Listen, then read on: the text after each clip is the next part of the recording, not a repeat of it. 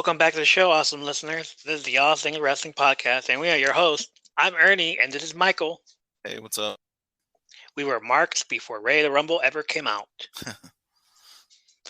So I've been doing a lot of recon lately, trying to hype up the show, get some people on board.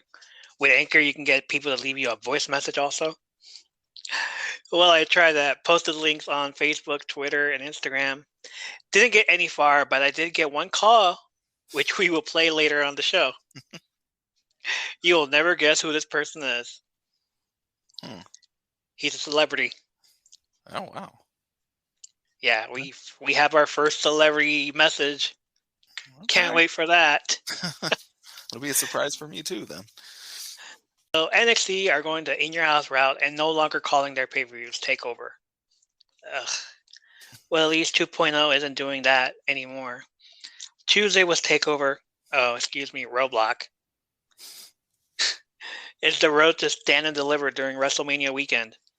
Is Stand and Deliver is a WrestleMania for NXT? I don't know. Wow. The show opens up with the Creed brothers from Diamond Mine being announced the winners of the 2022 Men's Dusty Tag Team Classics. And they earn a shot at Imperium, which the brothers will cash in next Tuesday. But they were attacked on this night. They just don't know by who. Nobody knows by who. First match of the night, Dakota Kai and Wendy Chu defeated Cora Jade and Raquel Gonzalez. The Women's Dusty Tag Team Classics are still being held, apparently. Dakota Kai and sleepy-ass Wendy Chu, she has a, whatever, defeated Cora Jade and Big Mommy Cool Raquel Gonzalez, who was attacked by Toxic Attraction earlier. There was a lot of attacking that night. Yeah, it sounds like it. We wouldn't be having this type of sleepy Wendy Chu under his dad's supervision. You know Dad, right? Triple H. Yeah.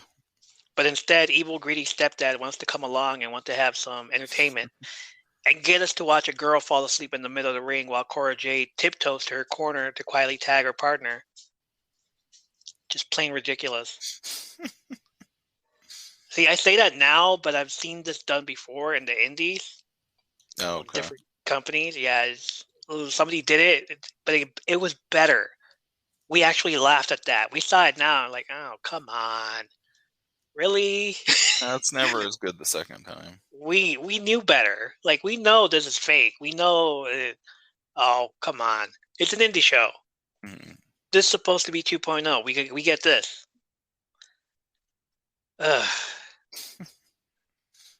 So, Toxic Attraction comes out, beats up Raquel Gonzalez, which basically gives Dakota Kai and Wendy Chu the win. Next match, Fallon Henley defeated Tiffany Stratton. I don't even know who these people are. Yeah, no lie. Speaking of entertainment being added to NXT instead of wrestling again, we see this new girl, Tiffany Stratton, who reminded me so much of any past blonde ambition girl that came before her. But this one feels privileged, so it reminded me of the Divas era. Kind of like that. The girl that won the match didn't even get an entrance at all.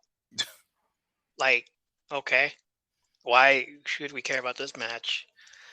Tiffany Stratton is a daddy's girl privileged mixed martial artist. And she got beat by a jobber. All right. Wow. Think of it as the legit. Think of it as the legit kind, and not the kind Jim Ross would think of it as from the 90s. Super kick. Yeah.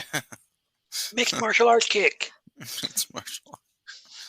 Oh, she's also a trained gymnast too, so we all know where WWE is going with this. TNA. Tiffany legit had the match won, and the fact that they were hyping these girls up only for an outside interference by Saray, and the match to end within 2 to 3 minutes still feels like WWE is back to their old ways. They never changed. Fallon made her debut in 2018 in the second annual Mae Young Classics, where she lost to a now established AEW star, Dr. Britt Baker, DMD. They ruined Britt Baker upon entrance. Like, who the hell is Fallon? Don't know. Let's have her beat Britt Baker. We don't know who she is either. She'll become a star one day. One day. One day. She is also known in India as Tesha Price. After the match, she gets congratulated by the cowboys of the brand, Josh Briggs and Brooks Jensen. Basically, the Brooks and Dunn of the WWE. Cause you can tell they're cowboys because they're wearing flannels. Oh, well, there you go. And a cowboy hat. Oh. So they're basically country. Yeah. Smoking Guns 2.0. There it is. Show goes to commercial break. Back from commercial break, we see Carmelo Hayes and Trick Williams having some sort of barbershop talk with his boys, which looked a whole lot of the barbershop talks with underground battle rap legend Matt Hoffa and their discussion of the rap game. But this one was discussions of wrestling and how Melo's going to defend his North American title in a ladder match. Why? Because Melo never misses. Get it? Melo, Carmelo. Yeah. Never shoots. He shoots. He scores. Never misses. Oh, we're getting so many basketball references in here. And still nobody cares. No, not too many people do. But he's the secondary. He's like the IC champion here with the North American title. And he's like the one, the secondary champ. While the first champ is just no ratings. Yeah, Braun Breaker. Another segment, which I'm pretty sure was a hit because of who was involved. Have you seen the memes of Nikki Lyons since she debuted yet? No? Oh, man, you're missing out. Yeah, you're missing out, buddy. All right, so she did a move on a wrestler, which was a split, and her butt bounced on the girl's chest. No. So every guy that made a meme video after that was just in awe of her. So like, oh, yeah. So here we get a talk show segment of Lashing Out with Lash Legend. And her guest is Nikita Lyons. Didn't really care for the segment, just staring at the goods. Hey, we did that in the Attitude Era. We're going to do it here too. Okay. Plus, I'm sure we all wanted her to wrestle and not be in a tea-spilling talk show segment. Come on. This isn't what we asked her for. I do have to say... Oh, go ahead. We did the memes so that she can wrestle more. Yeah. The pictures I'm seeing, though, she does kind of look like some kind of perverts create a wrestler from 2002. There it is. There it is. Just like, oh, dude, I'm going to make this wrestler so cool. Somebody went and messed with the proportions. Yeah. So I'm going to put this bigger. Her thighs are going to be bigger. Her leg, chest. Okay. So Nikita's storyline is the daughter of a rock star. They won't say his name. And her mom was a groupie. Again, they won't say her name. Wow. Okay. But when they did her video package before her debut, it looked like a generic 80s hair glam rock band. Oh, wow. Basically Motley Crue. Okay. That's who they're going with. But still, nothing. After that, Jason Waller defeated LA Knight, last man standing. Maybe Jason Waller will grow on me one day, but I couldn't keep my attention on the match other than him going to the top rope and trying to do a flying elbow drop onto the outside of the commentator's table and landing it. It's like, okay, all right, cool. I tried reading the result of this match on another site to see what they had to say, and the only thing relevant and interesting is that LA Knight will be moving to the main roster after WrestleMania. Cool. Still not a reason for me to watch. No. I'll watch NXT probably, but no, not really. Next match is Io Shirai and Kaylee Ray defeating Casey Catanzaro and Kaden Carter for the Dusty Tag Team Classic semifinals. Here's another thing that WWE likes to do: hype up and push the makeshift team instead of the already established team that's been together for years. Are an awesome tag team or dress the same. So, yeah, let's just screw the little team of former American Ninja Warrior, Mighty Casey, and Kaden Carter, and give this team of Io Shirai and Kaylee Ray, who just tagged like 2 months ago, the push. Well, then the funny thing is, a lot of times with those teams, they don't intend for them to be long term anyway. So it's like they push them, hype them, destroy the other team, and then they break up the new team anyway within a month or two. Yep. It's like, what was the point? Yeah, that's true. Io Shirai and Kaylee Ray versus Dakota Kai and Wendy Chu next week in the finals. All right. So 2 makeshift tag teams are going to face each other, basically. Yeah. What a way to end the show. Or end the finals, whatever. Pick your poison.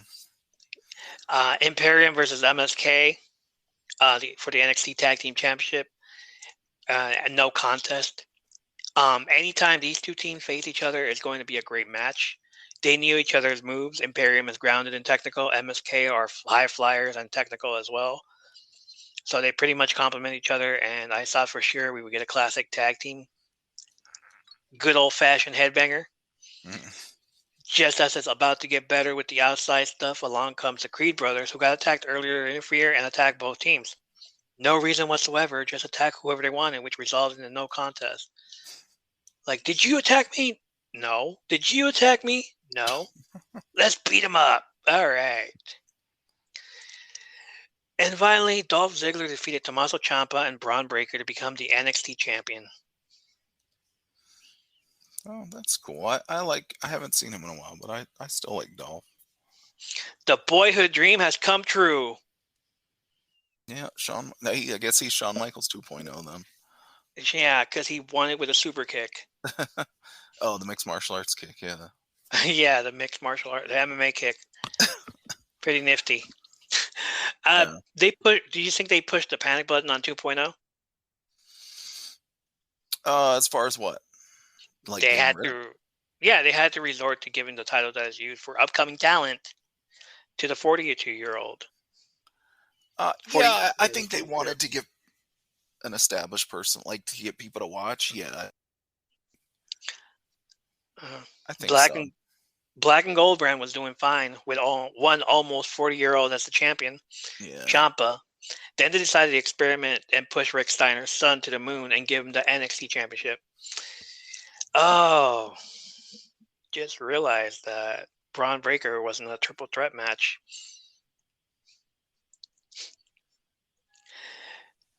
Braun Breaker. I wonder how they came up with that name. He did. I don't know. Oh. But, has 2 Ks in it. So. The last time a Steiner was in a triple threat match, we all know that promo. What are you talking about in WCW? TNA. TNA. Got 30% chance. Yeah. the math wizard. The 3-way at Sacrifice, you got a 33 1/3 chance of winning.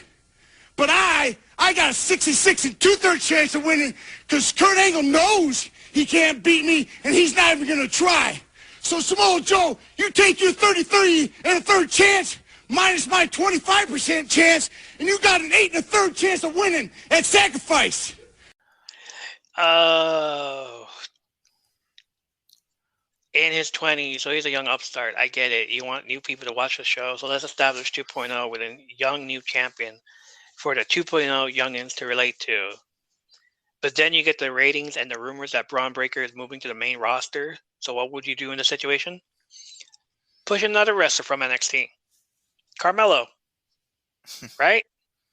Yeah, you'd think. Right? Carmelo. He's the next in line, the North American. He's the IC champion. He's the number 1 guy. Push him. Triple H would never bring someone that's already established to compete for the title because Samoa Joe, Adam Cole, Finn Balor, or anybody that held that belt and was moved up to the main roster. Well, Samoa Joe did come back, but he got fired from over there and then came. Yeah, how that went. So now it just feels like Vince and company were patient enough and wanted to do things fast. Weren't patient enough. I'm sorry. Yeah, he's impatient. So let's get Dolph Ziggler to show up on 2.0 and beat the up-and-coming stars. Win their championship. You know who should have gotten that spot? Robert Roode. Yeah. Yep. Or But Carmelo. at the same time, I figure they're probably going to start a program between Braun and Dolph, and then this will be,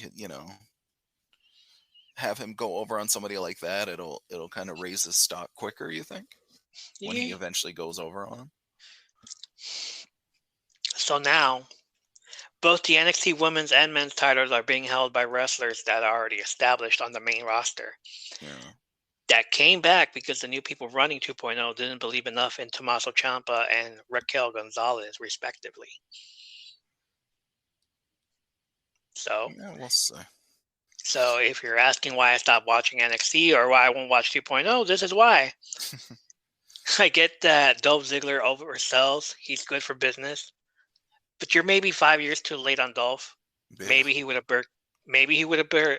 would work better as a transitional champion. Give it to someone else immediately.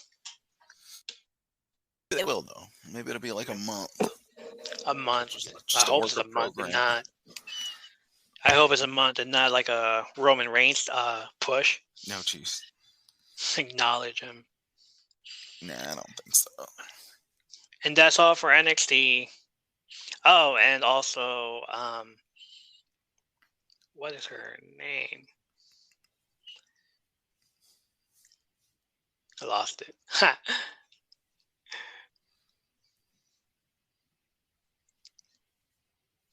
NXT Women's Champion. Who was she? Forgot.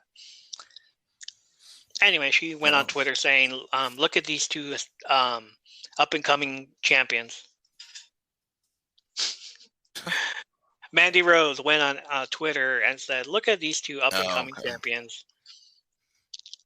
Yeah. Try it. Up-and-coming, yeah. Hilarious. Great. So young. No, she's not too old. AEW Dynamite on Wednesday. You're going to love this one. Chris Jericho opened the show, put over his match against Eddie Kingston, and said it awakened something in him that has been sleeping for years, but got frustrated by the result of the match. He called out Kingston, and the crowd got an Eddie chant going. And I don't like when Eddie chants get thrown. And it's not about my Eddie. Yeah, it's not the Eddie. It's just an Eddie. An Eddie, yeah.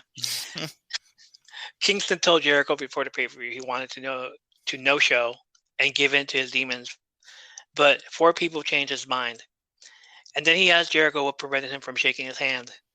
Jericho admitted he was wrong and shook Kingston's hand just in time for 2.0 and Daniel Garcia to attack. I love this other tag team is called 2.0. And they came from NXT also, which is hilarious. Like, oh, we're going to call ourselves 2.0. Yeah, let's take it with us. Santana and Ortiz rushed to the ring to help out Jericho and Kingston, and I thought we were getting an Inner Circle reunion. But Jericho attacked his 4 more teammates with a baseball bat. Took a page out of Sting's book. Oh, yeah. Jake Hager came out questioning Jericho's actions, and then he joined in on the action by attacking Kingston.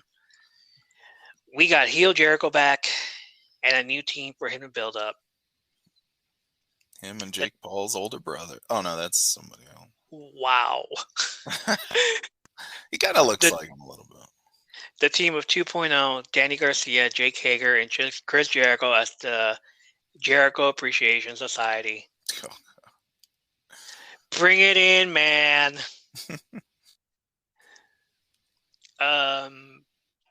Hangman Page defeated Dante Martin for the AEW Championship. Already the first match, and it's a championship. Which reminds me of that. Bryan Danielson once told Adam Page that he was used to fight the next night on Monday night after a pay-per-view. Basically calling Page a pussy for waiting till Wednesday night. I don't blame him.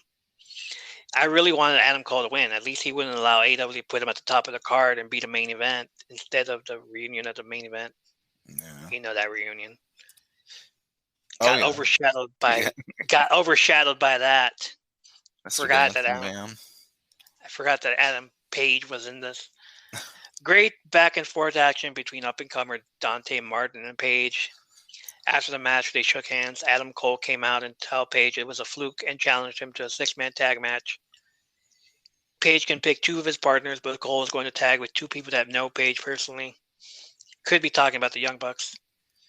But he ends up picking his other 2 buddies, Red Dragon. Wow. After that, Jon Moxley and Bryan Danielson with William Regal. William Regal came out with them. Defeated JD Drake and Anthony Henry. After the match, give Sir Regal the microphone. Because we need to hear him speak. And this is what he had to say. Mr. Shivani, I thought we'd never do this again. It's been 29 years since I first came to America and we were on TBS together. Can you believe that? 29 years. Time has flown by. And my time is flying by. I'm 53 now. And let's face facts. I've lived more than a hard life. I've made it that way. Through battles in the ring, through battles with myself. And it won't be that long, let's face facts. Probably in the next, I don't know, till I'm 65, 12 years, till the wife's pushing me to the sunny window so I can look out while a bit of toast is dripping out of my mouth. Because I know that I'm not long for this world. Too many empty bottles, thousands of them, and a few broken hearts, sweetheart. I see you haven't found a decent tailor in all that time either. Look at you. Now, I won't go there, Tony. What I'm out here to do, obviously to be with these incredible gentlemen here.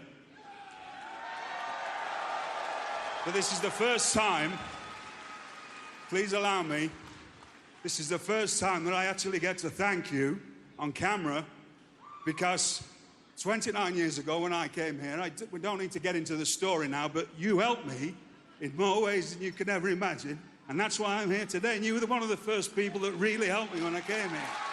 Thank you. My honor, buddy. Enough of being nice. As I say, time's ticking by. And obviously, I am no longer required in my old job. And for 2 months, I've sat at home and I completely and utterly checked out of this industry that I've been in for 39 years this year. And then somebody told me that my friend, Bryan Danielson, had mentioned me on AEW Dynamite.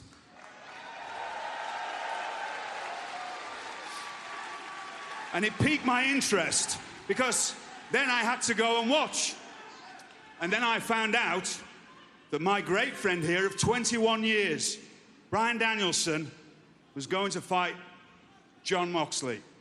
Now, some of you, probably a lot of you, because the time frame, it's 39 years since I first came here. So most of you, whether you know this or not, the only reason that you know me, probably from 20 years ago, if you're a fan, is because of this young man. Because every time his name was mentioned, whether it be on Ring of Honor or any other company around the world, my name got mentioned with him.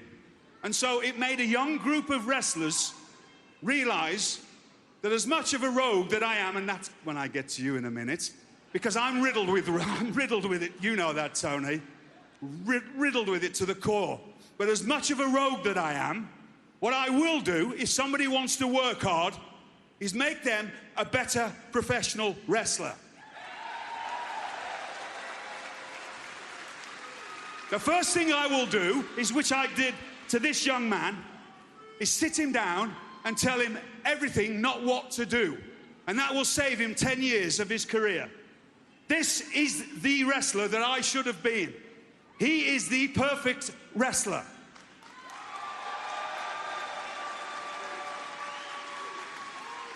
And there was a time when we spent time together where we would train in the ring with a group of people, and then they would leave, and then he would stay with me, and we would stay from, I don't know, 3 or 4 o'clock in the afternoon until past midnight every single night for 5 months, and we learned. And that's when we really learned. And for the next whatever amount of years, I sent you to different places or mentioned you, or doesn't matter. You became everything that I could never be because you don't have the problems that I have. Okay. Then, 11 years ago, I met you.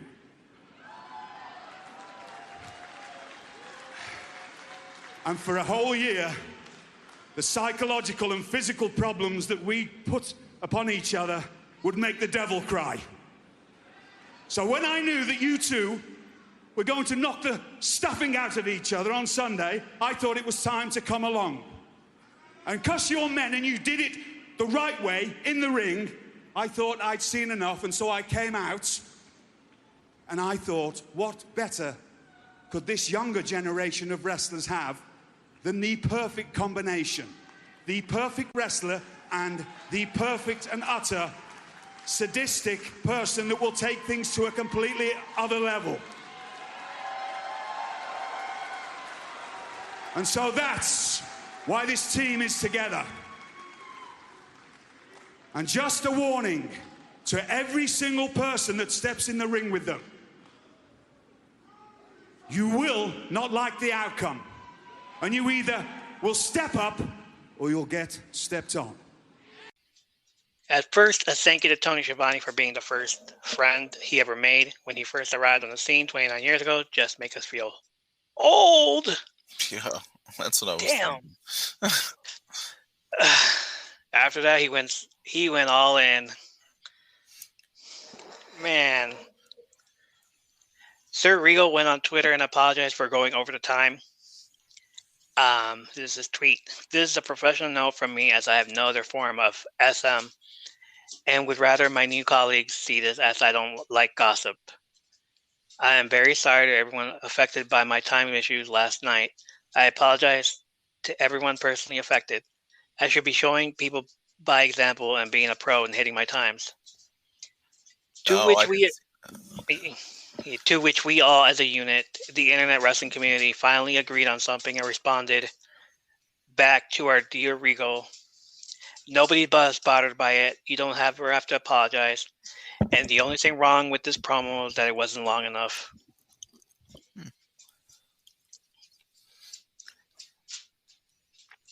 After that, another match. Pac defeated Wheeler Yuta. Dead. Okay. Fast forward to that. I was just like, okay, whatever. It's the reunion that happens after that, which I was more interested in. It's like, all right, man, let's go. Fast forward.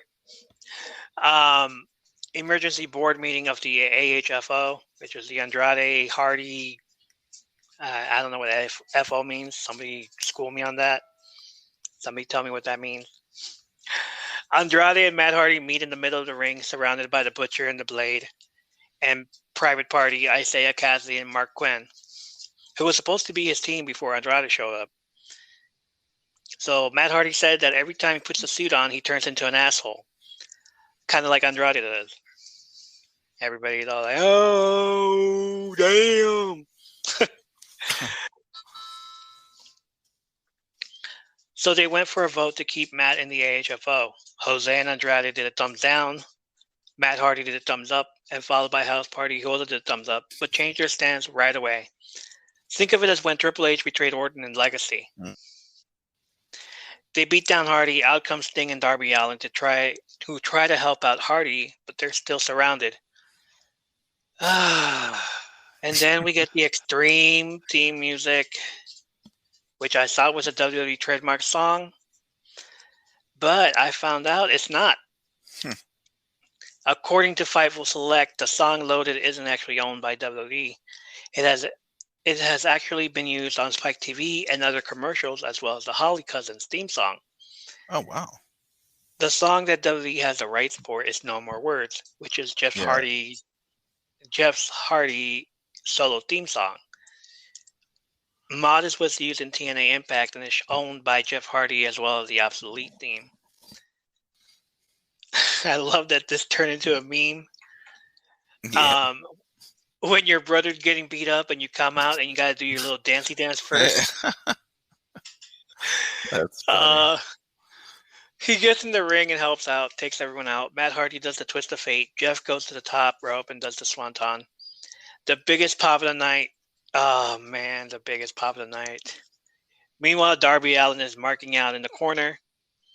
Can't believe these two are in the ring.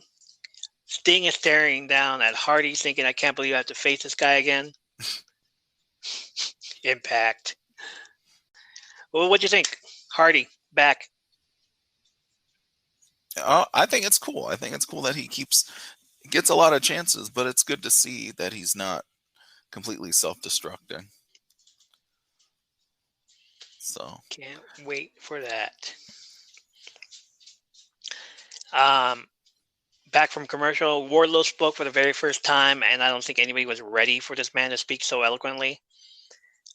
It's like, this guy speaks? What?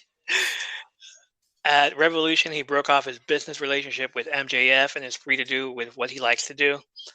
So he wins the Money in the Bank contract and goes after the secondary title? Okay.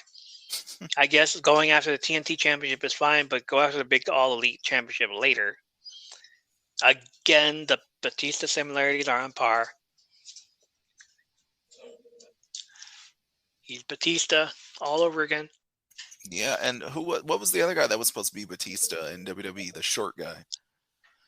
WWE. That was The that one that short guy. Yeah. The one that looked like him.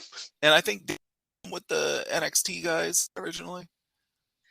Oh, 07, 08, 09, so like around that time.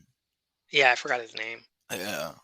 The short guy that people back then used to say he was just like a miniature Batista. I know who you're talking about too. But he was short. He looked just like him too. Basically, yeah, he looked when he had hair, just short. But yeah. Don't remember. Yeah, I do. I don't know who you're talking about. I just don't remember his name. Backstage segment with QT Marshall, who told Keith Lee that him and the factory have his back when it comes to feuding with Team Taz. Right. Keith Lee mentions QT getting beat by Taz's son, Hook. Have you seen Hook? I not. Oh, yeah, I believe I did. Like, it doesn't look like Taz at all. I believe I've seen him. He doesn't look like his father at all. It just looks like, okay. Yeah, okay, yeah, I've seen him, and I guess he's named Hook because he's from Red Hook. Yeah, Red Hook, New Jersey. Keith Lee tells QT, have you seen my back? He can handle it himself. QT Marshall then threatens Keith Lee. Oh, sure, why not? Go right ahead. Jurassic Express defeated the Acclaimed. Jade segment asking the question, who's next? No. Here we go. Yeah, a lot of recycling going on. I guess they want to save the wrestling planet. Her manager asking the very important question, who's left? Yeah. They strolled through every major wrestler the company has to offer, so Jade asked another question. Who wants to step up and face Jade on That Bitches show? TBS. Championship material right there. Yay, TBS, That Bitch. Yeah, you know what? You know what? Forget it. Thunder Rosa defeated Layla Hirsch, like tiny freaking Rey Mysterio girl. She's a Rey Mysterio size, but she's thick. Thunder Rosa, whose record is 51-8, facing a girl who just recently won her match at Revolution. Okay. I'm guessing she's going to lose this match. During the match, Layla tries to grab a weapon under the ring, but Red Velvet comes out to interrupt that. Thunder Rosa takes advantage of the distraction and wins the match with a Michinoku driver. Nice. Yeah, you know what Michinoku driver is. She calls it a Thunder driver. Yeah. I just haven't heard that name in a long time. Tony Schiavone reminds Thunder Rosa that a year ago during the No Fans pandemic, she fought Britt Baker in a lights out match, and the next week in San Antonio, she will face her again for the Women's World Championship in a steel cage match. Then Britt Baker reminds everyone that even though Thunder Rosa scored a win for that match, who really won? Yeah. Dr. Britt Baker, DMD. The fans won. The fans won. That no fans was there though. So well, it was a pandemic. Well, And finally, Scorpio Sky defeated Sammy Guevara for the TNT Championship. All right. Guevara went for the 630 splash early on and landed on a table, which knocked him out for a bit. Doctors and girlfriend Tay Conti checked in on him while everyone on Dan Lambert's entourage, America's Top Team. Remember those guys from TNA? Yeah. Not every single Yeah. one of them, but yeah. Yeah, Dan Lambert. Yeah, they're here also, which is such a fucking annoying ass thing. They're taunting Conti and Sammy. Only female in the group, MMA fighter and former bare knuckle champion Paige Van Zant, tried to get in Conti's face, trying to distract her, which I think is like a, hey, you guys got Ronda Rousey, we got her. Yeah. Well, no, it's an equal comparison, but Hey. According to Chris Jericho, Paige Van Zant has an awesome OnlyFans. Check it out. Back in the ring, Sammy tries his best to take out Scorpio and almost pins him clean with the GTH. Go to hell. Sammy tries to go for another 630 splash from the top rope, and Sky puts his leg up. Ethan Page gets in on the ring apron and help out his friend, but Conti takes him down. Paige Van Zant spears Tay Conti and throws him into the steel steps. Sky hits a diamond cutter on Sammy and pins him for the 3 count. Scorpio Sky is your new TNT champion. Before the show goes off the air, Paige Van Zant signs her contract on top of Tay Conti's butt, making sure to dot the I's and cross the T's. And it kind of hurts when you're pressing in on the... Yeah. Speaking of which, I sent out a link for people to send us a voice message, and we have one from Celebrity. Ready to find out who it is? Are you done guessing yet? I couldn't even begin to guess.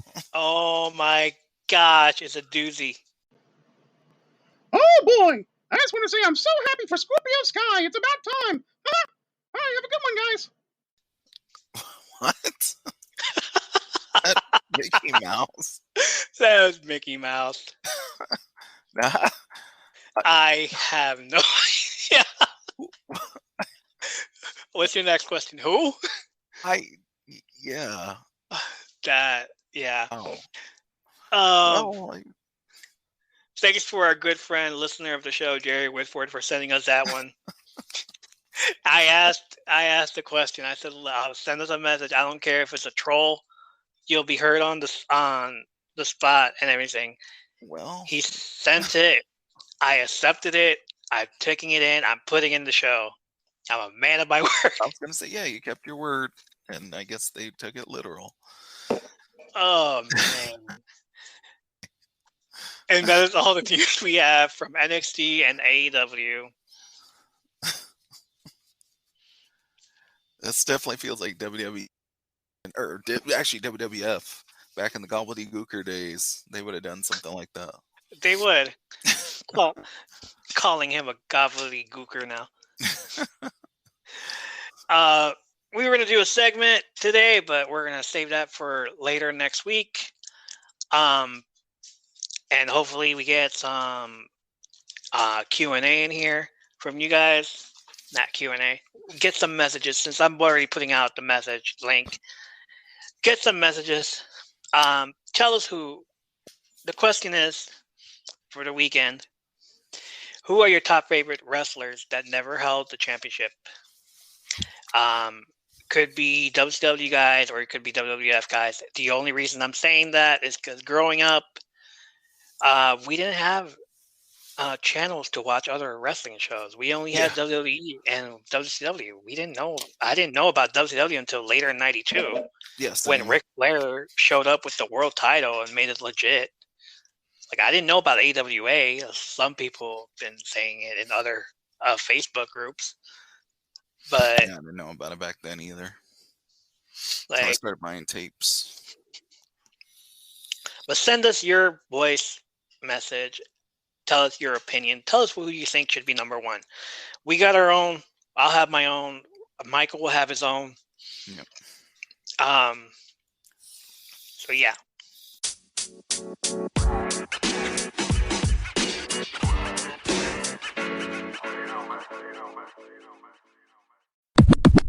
Yeah, so before we get into the main event, I do want to say I downloaded my copy of WWE 2K22 today, and I'm pleasantly surprised.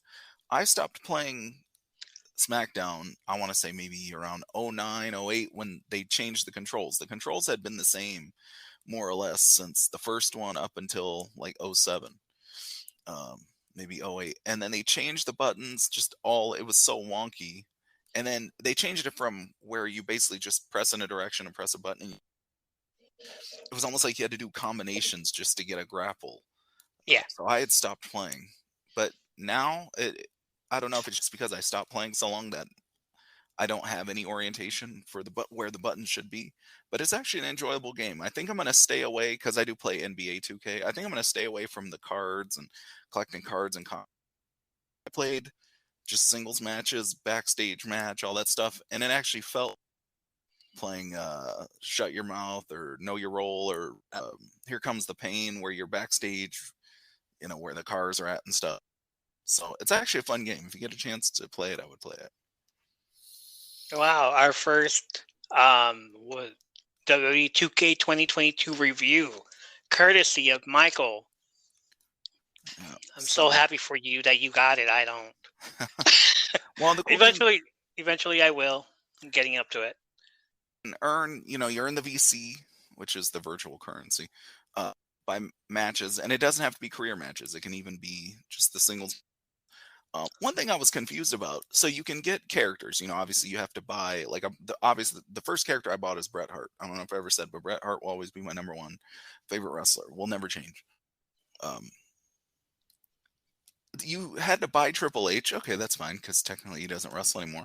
I don't know why it was CEO Triple H, though, instead of the game long-haired Triple H. And I'm wondering if later on they're going to introduce a pack that they want you to buy with him in it. But I thought it was kind of weird that they have like 5 versions of The Undertaker. But which version is that? For who, Triple H? Undertaker. Oh, The Undertaker. They have Phantom of the Opera Undertaker. They have American Badass Undertaker. They have, was he Lord of Darkness when he kind of looked like a superhero, when he had his hair pulled back and it was like he was wearing almost like the Super Shredder? Yeah. Yeah. And then they have, I guess, a regular Dead Man Undertaker and maybe one more. If not one more, then maybe it's 4. But they have at least 4 guaranteed, because I did the pre-order, so I got 3 of them. But I didn't get like the regular, I guess, Undertaker. That one you have to buy.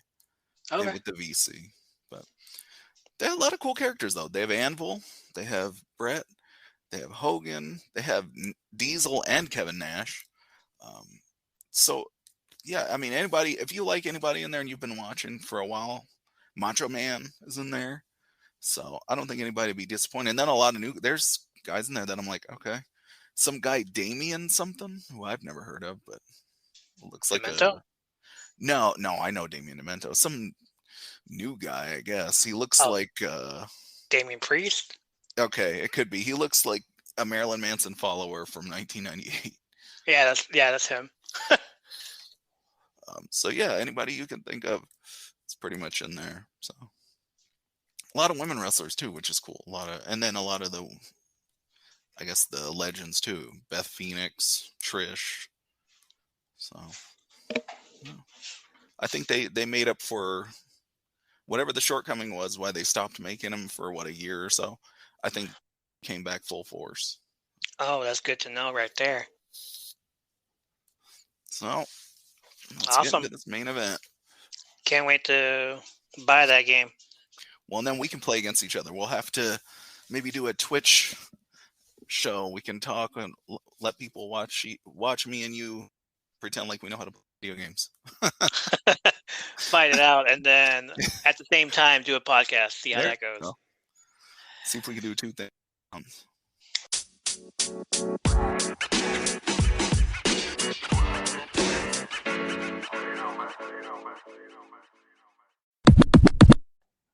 We are weeks away from WrestleMania, and this road trip feels like we rented the Lex Express bus. Man. We stopped and pulled over to stretch our legs to discuss WrestleMania 3, 5, 6, 9, and 10, with a few sights towards In Your House and St. Valentine's Day Massacre. Tonight, we're going 6 years later, and my, how everything has changed within those 6 years. It's almost like they changed their attitude. This is WrestleMania 2000. Welcome to the Attitude Era. During the show, we will be stating additional facts that you may or may not have known already that we just happen to have come across on the web for over the years.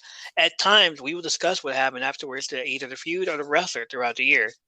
After we discussed the WrestleMania in this moment, we were rated by the card, the roster, what impact did it have on pop culture, and is it rewatchable by giving a unique rating system such as how many videotapes out of 10 would we give it, and would we take it with us to school to have our friends watch it during a free class or an elective behind closed doors without Mrs. Wu trying to barge in on us because she heard a pimp say "Ho Train." Yes, we're definitely there. What did she say? Nothing. It's Soul Train. That has got us all in trouble right away. All right, you guys can't be in there anymore. I was like, oh, come on. What's Val Venus? No. All right, Roderick, turn it off. Yeah. All right. WrestleMania 2000, April 2nd, 2000, from Anaheim, California. Commentators are good old Jim Ross and Jerry the King Lawler. Lillian Garcia sings to America the Beautiful. Events once again doesn't have the budget to get a celebrity to sing, so someone else has to step up. I thought she did pretty good, though. Enter Lillian Garcia, and from here on out, she will do the singing. All right. Thanks a lot, Rockin' Robin. Let me ask you, Lillian Garcia, they never played her up as a diva, but was it just me, or was she like one that you were like, well, every time JR was talking about puppies and all that, I'm like, well, what about Lillian Garcia? Or was it just me? Yeah, I mean, No? There was that straight to DVD where they all went to Oh, yeah. It wasn't Hawaii, wasn't it? Mexico. There you go. And all the girls did a bikini shoot. And apparently she was one of them. And also Sarah, frickin' Undertaker's ex-wife, was on another one. I don't know why. Like, Undertaker, and she was probably like, hey, did Vince owes you a favor? No, not. Like, why? Like, why was she in there? Like, she's not a wrestler. Like, I don't care if she's with the Undertaker. That's like saying, okay, fine. Did she wrestle at? I don't remember. She was DDP's stalker. And then she pinned him. Yeah. Well, nobody liked that. Nobody liked her. Nobody liked her. No, I didn't like her. And then remember with the whole Brock Lesnar thing, she was supposed to be pregnant or whatever. Who was? So, going a little further up, Brock Lesnar and Undertaker were feuding. It was when Undertaker supposedly had a broken hand, and Undertaker's wife was supposed to be pregnant. So remember, Brock Lesnar like touched her stomach or whatever, and I think Heyman was saying, oh, if Undertaker can't support your baby anymore, we'll do it, or something like that. You don't remember that? That is creepy. Yeah, and I want to say it was the chain match, but that I might be going a little too far with that. But yeah, Undertaker and Brock Lesnar and Heyman went backstage. And then I think it was while Undertaker was having a match. So then I think he saw it on the screen that they were back there, and he ran backstage.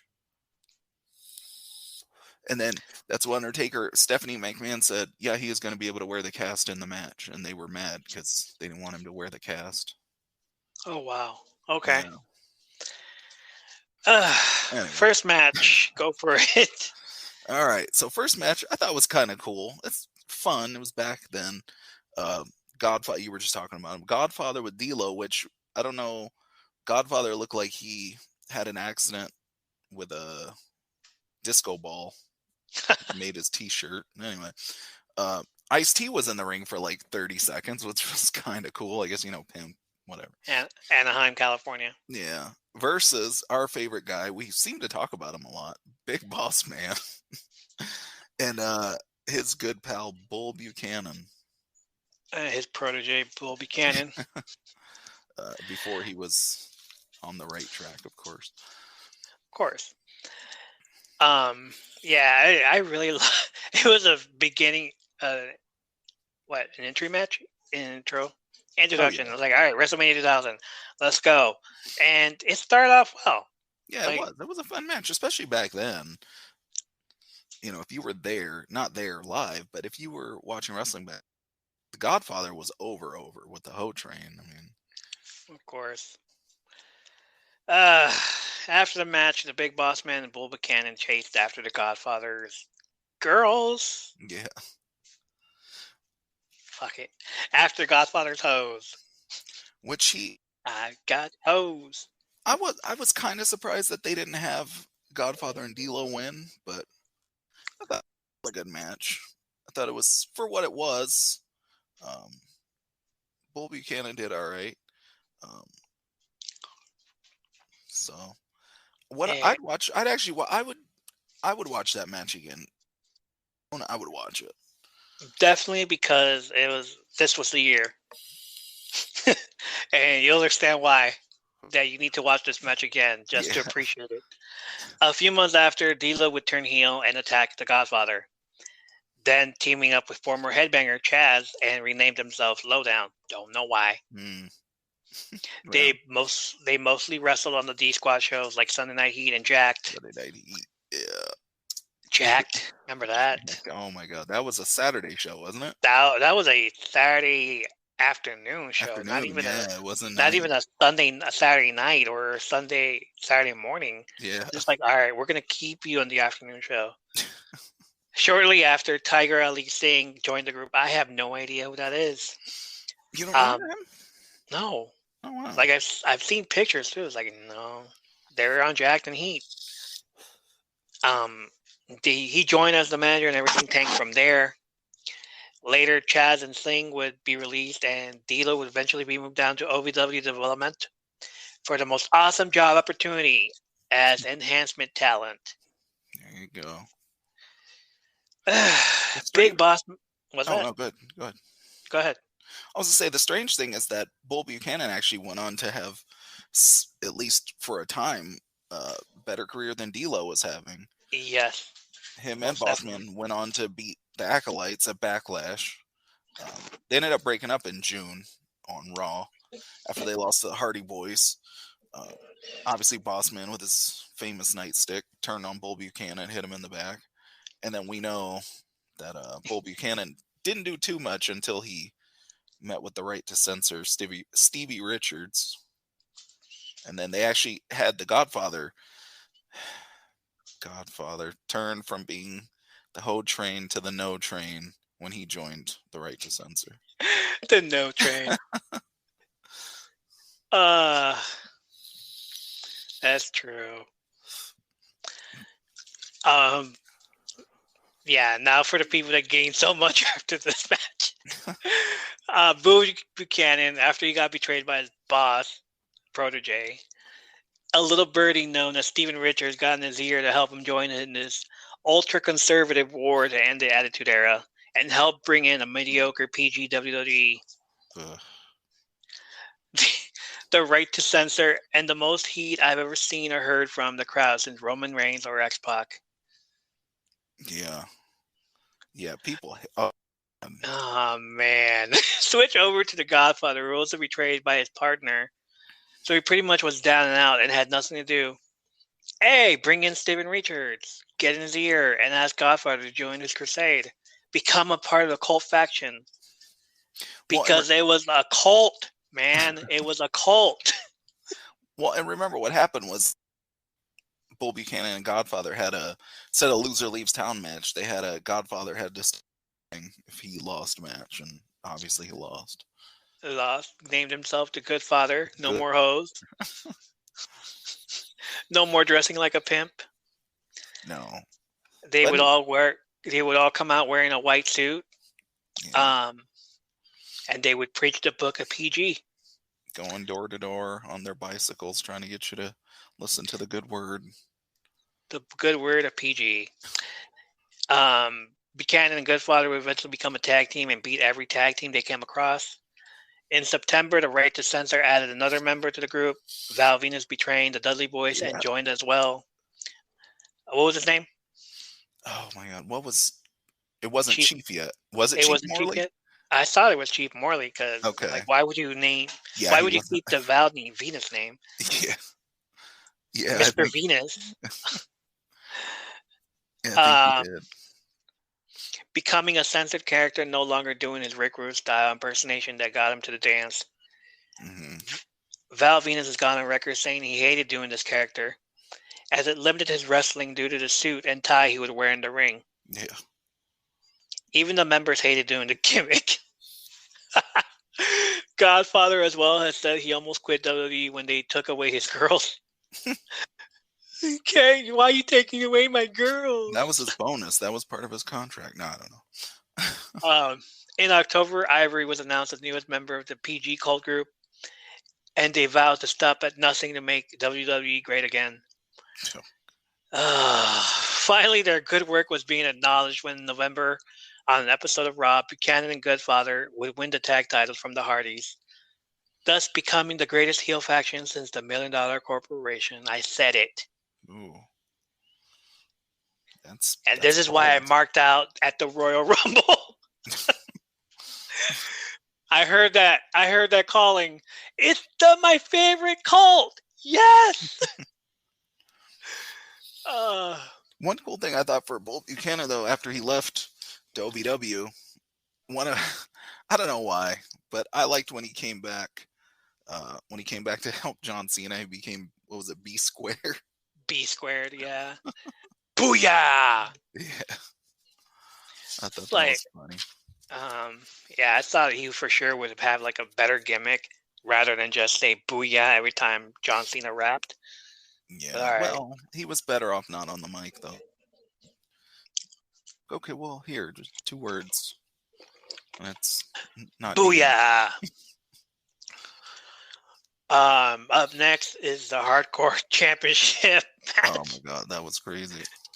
50 minutes of chaos. Hardcore Battle Royal. Hardcore Battle Royal. Hold on. Okay. Viscera Mabel was pretty much in his element here. Yeah. Yeah, because he really didn't have to. You don't have to wrestle. Just go out there and beat people up. Yeah. Can I hurt him for real? It's like, yeah, go ahead. Whatever makes him seem realistic. Okay, cool. The list of people in this match: Taz, Viscera, Funaki, Taka Michinoku, Rodney, Joey Abs, and Pete Gas from the Mean Street Posse. Remember those guys? Yeah. Thrasher and Chaz from Headbangers. Farouk and Bradshaw, the APA. Crash Holly and Hardcore Holly. Were there more than that? Because I got so chaotic. No, it was. No, that's a Taz, Viscera, the whole Mean Street Posse, Hardcore Holly, Kai and Ty, and the Headbangers. Oh, and sorry, I just got this in from our producer. You got to stop calling him Chaz. He was still Mosh at that time. Oh, yeah. I keep forgetting, you know. They're going to take us off the air if you do that again, I was told. So Mosh. Chaz, Mosh. Next thing you know, he's just going to come out and leave it to Beaver. Oh, okay, wait. Yeah, we're all right. We're losing our funding now. Damn it. I was trying to figure out how Pete Gas turned into mass transit with all that blood coming out of his face. Yikes. That's enough. We'll like, save that one for next time, too. How did he get hit? Where did he get hit? What? Viscera, did you do that? I don't know if it was him, but I think what it looked like to me, because, they were all over the place with all those guys. I think he got hit with one of those cookie sheets, but with the side of it instead of the flat. Fuck. Yeah, I could totally see that happening. Yeah. You had Taz also, who was a hardcore champion, during those few minutes, trying to pin his opponent. Like, what are you doing, after dude? he already won, yeah. Like, what are you doing? You're like, what's going on? Where am I? The cool thing about that match that they set it up, though, is the fact that there were tag teams in there. It's like, okay, only one guy can win, so you knew there was going to be betrayals. Yeah, Thrasher and Mosh being one of them. Oh, Acolytes were in there. Yeah, Farouk and Bradshaw. I said that. Yeah, okay. APA. APA, there you go. All right. Well, Rodney beating up Joey and Pete Gas for no reason at all. I was like, you guys are brothers. What are you doing? It was so chaotic. The problem in this match came at the very end when referee Randy White fucked up the whole ending. But it wasn't necessarily his fault, as he was being counted down in his ear by a different number. So instead of Crash Holly, who was originally supposed to leave with the title, we get Hardcore Holly taking it. I thought it was because his leg was in his way. That's what it looked like to me. It did. It's like I saw it again. I was like, oh, all right. Again, everyone looking at Randy White to see what was going to happen. Match. There was a bunch of changes, though. I know Taz got it within the first minute. He did. No, first 30 seconds, actually. Then Viscera got it from him. And then Viscera, for some reason, decided to go to the top rope. He ended up with the double by the Acolyte. I love how everybody else is fighting each other and not paying attention to the actual match. The person that has the belt. Yeah, nobody was going out. Like, I gotta beat up this person first before I get to them. Don't forget, Funaki was champion for a little bit. He actually pinned Viscera. Yeah, Funaki was champion for a little bit. Taz turned on him. The list goes as Taz, Viscera, Funaki, Rodney, Joey Abs, Thrasher, Pete Gas, Taz again, Crash Holly, and Hardcore Holly at the very end. Yeah. Yeah, we'll count that one. Okay. So I thought that was a pretty fun match. It was. Especially when they went backstage when Funaki like, oh, I won. I'm getting the hell out of here. He said 24/7. Let's go. Hardcore Holly lost the Hardcore title back to Crash the next night on Raw. He then went on to wrestle in the IC title picture in June. He was wrestling Kurt Angle and suffered a broken arm, which took him out for months. Because, Kurt Angle thinks it is real. Or because Hardcore Holly likes to stiff people. So Kurt Angle said, nope.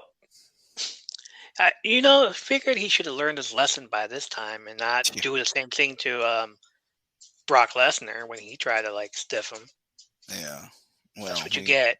We know what happened with that. That's what you get. During his time away, Crash introduced us to his other cousin, Molly Holly. Hardcore came back in November to help Crash and The Undertaker defeat Edge and Christian and Kurt Angle. He would later compete for the European Championship against champion at the time and Real Man's Man, William Regal. Crash Holly, who gave birth to the 24/7 rule by winning the Hardcore title in February, claiming he would defend it 24 hours a day, 7 days a week, and is known as the 22-time Hardcore champion today, possibly just for that year alone. Yeah, really. Everyone went after him, including one of Godfather's girls.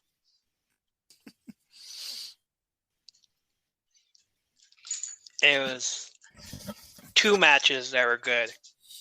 So far, the show is awesome. Let's go. What else do we have? So after that match, I think literally the event started going down the shitter. Not that it was bad, though. It was backstage, Al Snow. You remember that? Chester the Molester. Yeah. Chester Cheeserton. Yeah. Head Cheese, Al Snow, and Steve Blackman. Which don't do anything. No, I won't. And then of course, Head Cheese. Yikes. Tess and Albert, or TNA as they were called, with the managerial services of a young model by the name of Trish Stratus. And her first WrestleMania. I'm sure she'll go places in the future. Yeah, she might. She has a couple talents that might help her out. Ayo. I love this team so much because they were powerful. And then they fucked them up. Yeah, I did like TNA. Albert alone, who seemed like he could kick anyone's ass. And then Tess, who just has that look of I don't like you, maybe because his ex-fiance left him the year before to be with the top guy. Yeah. At the altar. After defeating Cheesehead, they went after established tag teams, no matter if they were heel or faces. Trish got powerbombed through a table a month later at Backlash by the Dudley Boys. Her first bump. All right, let's go. You can do this. We'll see how you do. In July, at Fully Loaded, TNA plus Trish Stratus faced off against the Hardy Boys and Lita in an intergender tag team match, which would be the blueprint for the legendary Lita versus Trish Stratus feud. Yeah, the best feud ever. Yeah, which is still relevant today. Still sell tickets. You know, when they come back, they do their legend thing. Now they're besties, but for sure. This awesome tag team and its rich name caused a lot of chaos, but only lasted a year when in December, Albert betrayed Test and took him out. Oh, what a year. Trish sided with Albert and continued to manage him until Vince got a hold of her and had her barking like a dog. Oh, God. Yeah. Go over today. I will say one thing about the match. I liked it for the most part. I mean, I at least like all the people involved. One thing that I didn't care for is that it seemed like to prolong it, there wasn't a lot of psychology in it. They just kept having the counts broken up by the tag team partner coming in and stopping the count, which I thought was like a cheap way to just keep the match going. True. Yeah. So I don't know if that was part of that was supposed to be relevant at the time, or if they just were like, I don't know what to do. Just come in and break the count. Albert went on to join X-Pac and Just Incredible and the critically acclaimed team known as X Factor. They did have a good theme song. Yeah, they Uncle did. Cracker was, again, he time too. He was, yeah. After being Kid Rock's guy. Test went and became allied with the alliance of WCW and ECW and later on the Un-Americans. Okay. The real winners. Yeah, he's an American. Couldn't call them Canadians. The real winners, Steve Blackman, who went down into mid-card hell and what is now known as chasing the 24/7 title when he split up with Al Snow. He got the hardcore title and went on a long-standing feud with Shane McMahon, which culminated at SummerSlam. It's that highlight reel where Shane and Blackman climbed the Titantron and Steve hit Shane with a kendo stick, knocking him down and hitting an elbow drop. You know that one, right? Mm-hmm. He continued to remain hardcore champion until the end of the year. Al Snow would face Perry Saturn for a European championship and win and go on to have a gimmick of entering the ring with various European countries, native music, and a move that would be canceled today. This garnered a lot of heat until he finally lost the belt to William Regal. Oh, goodness. Also, I absolutely know how Al Snow enters the ring when he's by himself. One time at a Raw, he came in dressed as a masked wrestler. He entered that ring, and I looked at it like, that's Al Snow. Huh. And what do you know? He unmasked himself, and it was Al Snow. Al Snow. Huh. And some guy behind me is like, who's that? Who's that? I'm like, looking at him, like, it's Al Snow. How do you know? I just know. Watch how he wrestles. Watch him get in the ring. The way he got in the ring reminded me so much of what he did. And then the way he stands, basically. Like, it's not something I would be proud of, but damn. It's like the fact that I know how Al Snow wrestles and how Al Snow actually walks. His gait and his stance. It's like, dude, that's Al Snow. Can't believe I knew who Al Snow. Yeah. It's okay. We can start a fan club. Oh my goodness. You can start a fan club. The Cheeseheads. I'm bringing it back. Head of the table. Anyway. Oh wow. You should come back as a manager. My favorite match of the night was next. Triangle ladder match? Yes. I do think that sorry to Shawn Michaels and Razor Ramon, but I do think that this was the template for all the ladder matches to come. You could say that. Yeah. When they became extreme. Obviously, yeah, they used the ladder in the Razor Ramon and Shawn Michaels match, but that two old guys using the ladder compared to what these guys did with them. Shawn and Razor walked so that these guys could run. Could run and fly. And fly and basically end their careers. Yeah. Jeez. Edge and Christian defeated Dudley Boys and the Hardy Boys for the WWE Tag Team Championship in a triangle ladder match. Just call it a ladder match. We get a sequel of this at the start of SummerSlam, the start of the TLC War. Man, because this match did awesome the first time around, let's do it again. That tables, ladders, and chairs. So let me ask you. Once in a lifetime deal. Well, we know how that works. Yes. With Devon, when Devon was laying on the ladder and Matt came, and he landed up. Now, overselling on purpose, or I don't recall. I didn't watch a lot of. I don't recall a lot of his matches. Or was that just what he used to do? Act like he was getting his seizure? Yeah. He does that. He oversells. Okay. Well, apparently now because he had a surgery and he can't wrestle again. So it was real. In the ECW, he would always be done like somebody would throw a ladder on his back and he would do that. Powerbomb through a table, he would do that. So he really has a bad back. Okay. And it just like stung him for a bit. So I was thinking that maybe that ladder on his back. Oh man.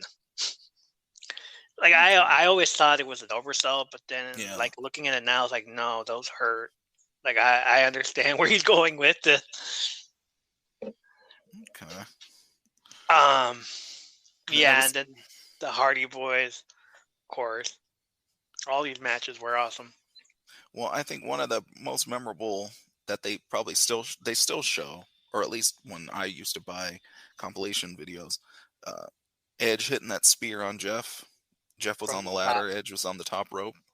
Yes. They were using what JR was calling the suicide cam, that bird's eye. Yeah. In September, they defeated Edge and Christian in a steel cage match for the titles. The Hardy lost the belts a month later to Los Conquistadores, who were Edge and Christian at No Mercy, but they regained them again the next night on Raw when they too were dressed as Los Conquistadores. I speak Spanish. Los Conquistadores. There you go. Yeah, just say it the right way. And then lost the belts again to fight and then lost the belts again to Right to Censor in December. Around that same time, third member of Team Extreme, Lita, lost her lightweight title against Dean Malenko. Per stipulation, he won the right to go on a date with her. Matt Hardy didn't like that. Then again, Matt Hardy doesn't like anything Lita did. Ayo. Well, yeah. Hey. That was the biggest Brett screwed Brett moment, but the Radical. Anyway, the Radicals defeated Team Extreme at Armageddon. While Dudley Boys and Hardys were feuding with ENC throughout the year, Edge and Christian stopped coming to the ring through the crowd and went over with the fans when they started doing 5-second poses. Definitely reeking of awesomeness.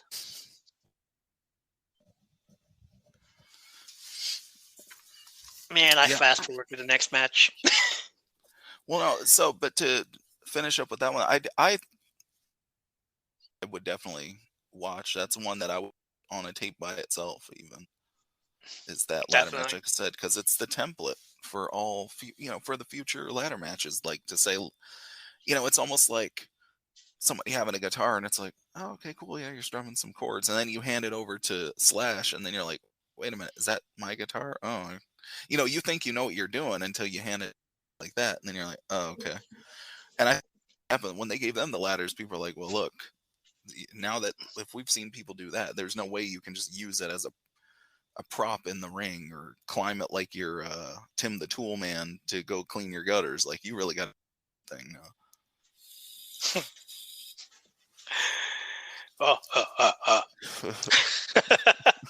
All right.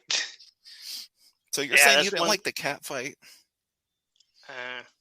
That was the best match on the. Anyway. Now I'm I'm channeling saying, the king. Anyway. and the only singles match on the card, and it was this. Yeah. There you go. Like, looking back at it, this is why we couldn't have nice things. Oh man, matches like this would never fly today. Oh no. Well, no, because now they're superstars as well. But again, it was relevant back then. And don't act. I don't know about you. If you didn't like the match, only one, not for the match, but for the relevance to what was going on in WWE at the time. WWF, I should say. What was going on in WWF at the time? Well, just the Attitude whole Era. yeah, the Attitude Attitude Era, the Era. Divas. I mean, it was relevant at the time. Obviously, now you look at it like, okay. Do we need to know what they were up to throughout the year? All they did was face each other all year long. Yeah, and they basically just did more of that. I think the best part, not best, but the comic relief was having having Kat get to because Mae Young attacked Val Venus with a kiss. That's worse than watching her hand And grow up. She did the what did they call it? They didn't call it the Bronco Buster for her, right? Didn't they call it Grandma when the women Buster. did it? Yeah, when the Bronco Bust. they called it something in your face though, didn't they? I don't remember. All in your something like that. Anyway, but yeah. We didn't. She did that on Mae Young or on Moolah. So. Lita versus Trish will not happen until a year later. Yeah. China was rebounding from being heartbroken. Luckily, she found her poppy. Which at the time she was playing hard to get. Of course. Speaking of China. Yep. Radicals versus China with Too Cool. And China was literally beating the guys. Yeah, seriously. What happened to that? RTC happened. Thanks a lot, right to censor. I love how Malenko had eyes for Lita as a result of everyone in the group getting their own girl. Yeah. Saturn had Terry Runnels, Guerrero had China, and Benoit had never mind. Oh yeah, no. Yeah. All I'm saying is that Dean Malenko was pretty jealous. He wanted in on the action also and got a crush on Lita. Just not bad. Not a bad. If you're gonna go for it, you might as well go all the way. That's correct. Guerrero started a storyline with China, calling her his mamacita. Freaking Latino heat. Yes. Latino heat. Saturn moved down to the 24/7 Jace. Poor Saturn. And Malenko was in limbo storylines trying to go after Lita. Yeah. What did you think about having China Eddie Guerrero? And then actually... Had it not been for her pants falling off, it would have been a better powerbomb. See, I thought that's kind of good, but again, here I'm channeling King again. It's like I marked out for that rather than the other ones. Like, oh shit, because the other ones you've practically seen them freaking naked the entire year. Well, yeah, you're right. China came out and almost slipped, and I'm like, oh hey, is that an ass? She has a bodybuilder ass. Wow. And then that happened. But either way, had it not been for her pants falling, she would have done a better powerbomb. Yeah. Still a good match, though. Yeah. Still a good match. Too Cool, along with Rikishi, formerly their head shrinkers, would peak into summer when they received a mini push when they defeated Edge and Christian for the tag team titles on an episode of Raw. Meanwhile, Rikishi would defeat Chris Benoit for the IC belt on a June episode of SmackDown. And behind the music fashion, but then, by late 2000, things started to fall apart. Scott needed some time off for neck surgery. Grandmaster Sexy was released from WWF after being detained crying across the Canadian-American border with illegal drugs. And finally, Rikishi.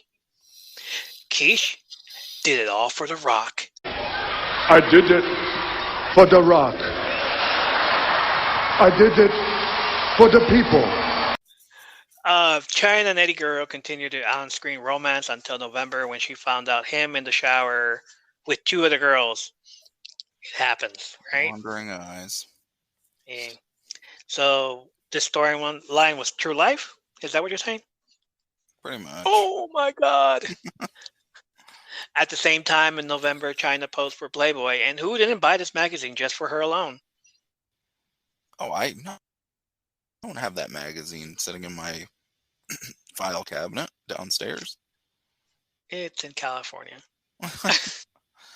Oh, mine's here. Yeah.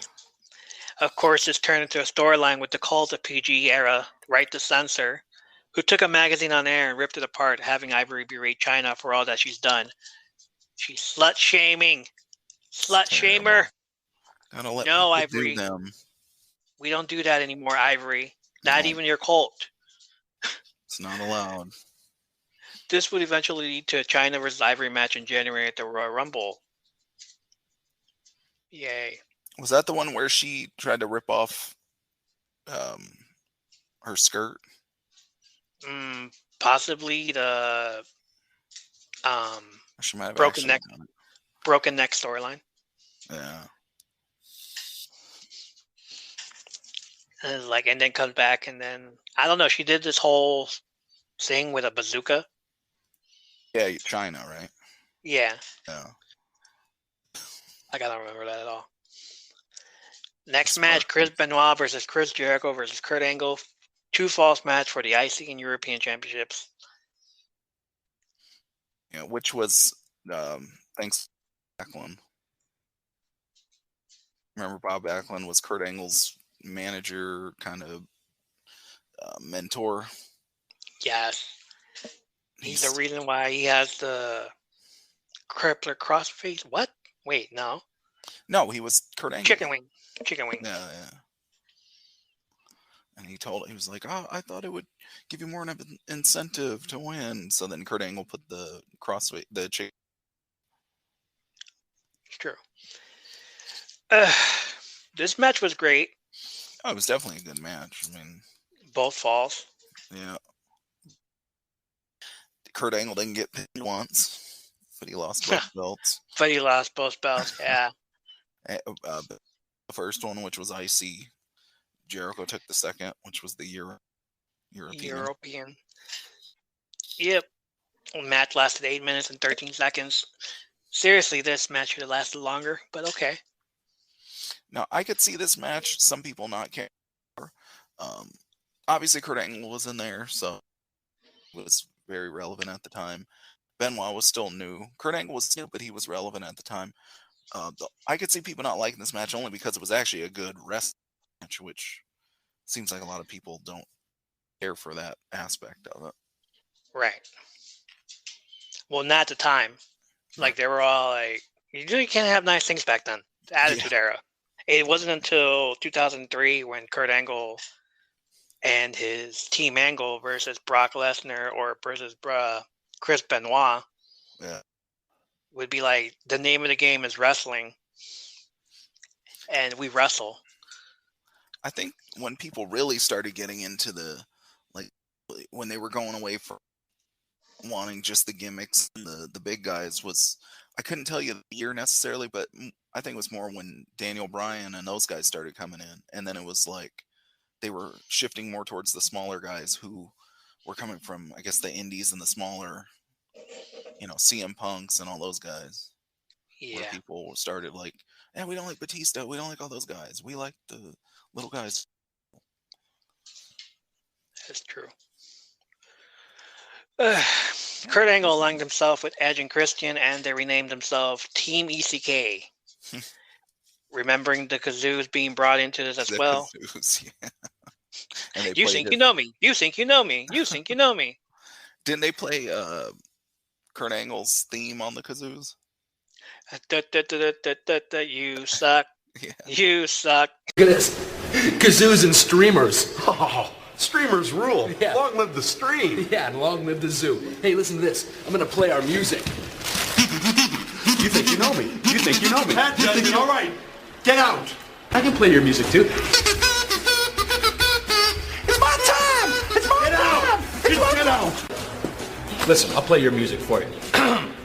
2, 3, 4. Yo. Angle. Angle. Guys. Cripes all fried. He won the 2000 King of the Ring and went on to feud with Triple H, trying to start a love triangle with Stephanie. Well, that never happened before. He defeated The Rock at No Mercy, thus becoming the first ever to have won a gold medal and a world championship. It's true. It's true. Benoit challenged The Rock at Fully Loaded and went on to have the most awesome matches against others throughout the year. Yeah. Because it was Benoit. Jericho won the championship belt in April 17th of Raw against Triple H.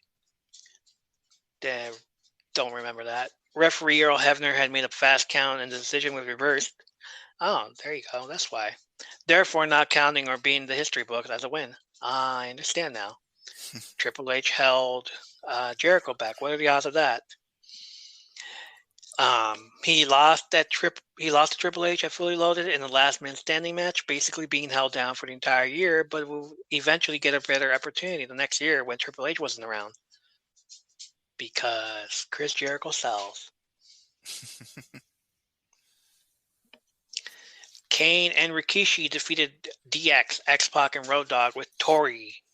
Oh, how I remember this. Yeah, I wonder whatever happened to her. Yeah, you don't care. Lots of stink face in this match, but the best one was when Pete Rose got his. Oh, the chicken. Well, when he had the chicken come in there, they kept saying that Pete Rose chicken. Yeah, it was like Kane's looking at him. He just spotted him. He's spotting him. Oh, there it goes. The thing ends, and then Paul Bear does like, "Hello, Pete. Hi, how are you?" I eventually I did love face Paul Bear in this because it was so hilarious. Yeah. He was like having fun and stuff, and not being like a Paul Bear. Right. He was actually a Mooney. It's hilarious. DX was a strong group until mid 2000. Yeah, okay. Well, they kind of got watered down when Triple H decided to go his own way. Yeah, he was the game. He started playing the game. Yeah. Kane was in a feud with The Undertaker again, then turned his attention to Chris Jericho at Survivor Series. With the coffee, right? Yeah. Rikishi, we all know what happened to Rikishi. Yeah. Play it again. Play it again. I did it for The Rock. I did it for the people. I did it for The Rock. And okay. And finally, the main event. McMahon in every corner. Triple H with Stephanie McMahon, Big Show with Shane McMahon, Mick Foley with Linda McMahon, The Rock with Vince McMahon. Fatal 4-way elimination WWE Championship. Lasted 30 minutes, the longest match of the night. Waiting for this match. Yeah, of course, waiting for this match to finally get to its place so I can watch it. Man. Triple H? Yeah, Triple H wins. LOL. Did you notice? Maybe it was just me. So Mick Foley obviously got a big pop. It was one of his retirements. Yeah, right. One night only again. Rock obviously got a big pop. Triple H got all the boos.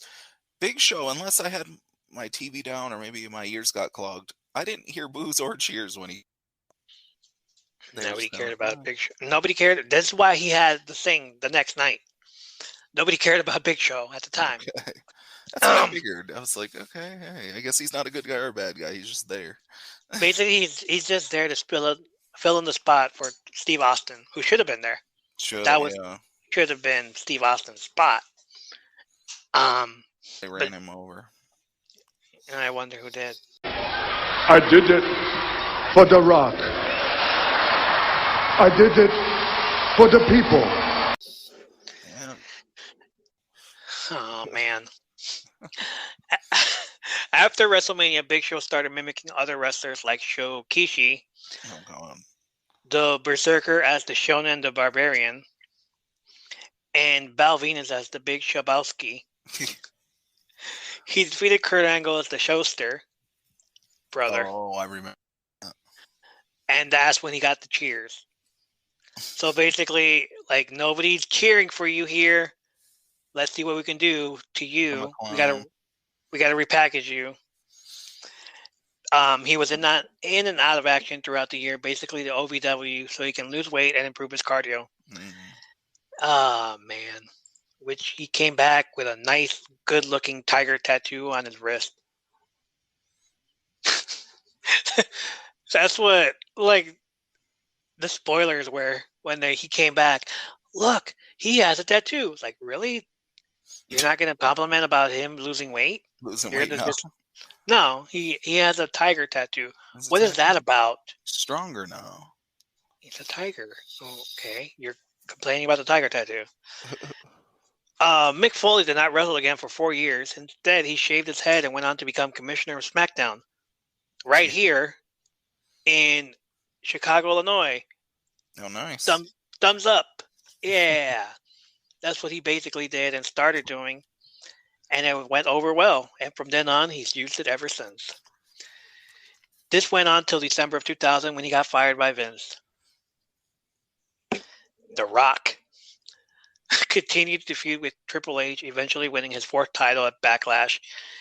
He lost the belt back to Triple H at Backlash in an Iron Man match with Shawn Michaels as special guest referee. The match is most notably remembered as when the American Badass made his debut. He won it back at King of the Ring. He would eventually feud with Rikishi. You know why. Up until Survivor Series because Rikishi did it for The Rock. I did it for The Rock. I did it for the people. He did. It's the only reason. Just going to rename this episode, Did It for The Rock. And finally, Triple H ends up winning. And of course, he wins the entire year. With a screwdriver. Vince McMahon, who then ended up aligning with Shane and Stephanie. So basically, Linda was the only odd person out. Well, she was the only face McMahon, I guess. That should put her in a coma in a wheelchair. Yeah. Oh, that's next year. That's later. Somebody should bark like a dog. And then Stone Cold turns heel. Yeah, that's till next year. All right. I did want to point out one thing. Did you saw? I guess they gave away the tickets, and I just have to say that the winners. Why did they have to be stereotypical? What people who don't watch wrestling think wrestling fans look like? Oh, wait, that's the only problem you had? Like, well, this girl is that I didn't win, but I'm like, yeah, you should put out your cigarette. Yeah, well, that's what I mean though. That too. Smoking in front of a bunch of kids in there. Like, yeah, you should totally pull out that. They couldn't have told her like, we're gonna reshoot this. Can you put the cigarette away? No. Pennsylvania, where I live now, and I can vouch for the fact that wrestling fans in Pennsylvania. Anyway, have you been to that house yet?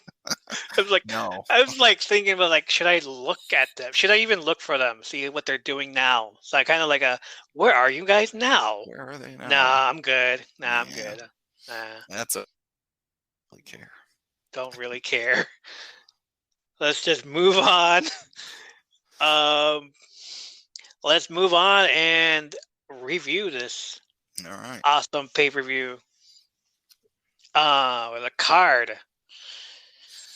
I think, except for the cat, but again, if you were there at the time and watching when all this, when it was new stuff, it was relevant at the time. It was a nice filler.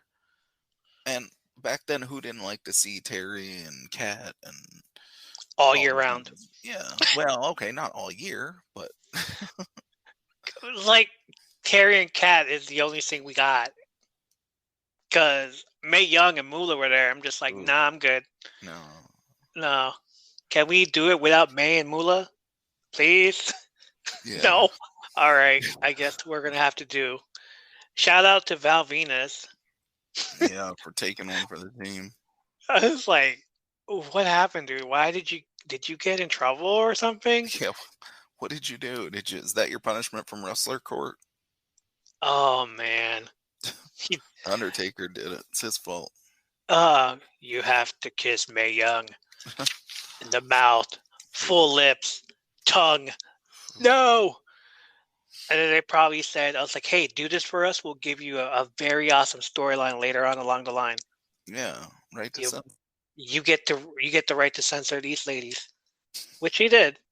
It's like Mae Young.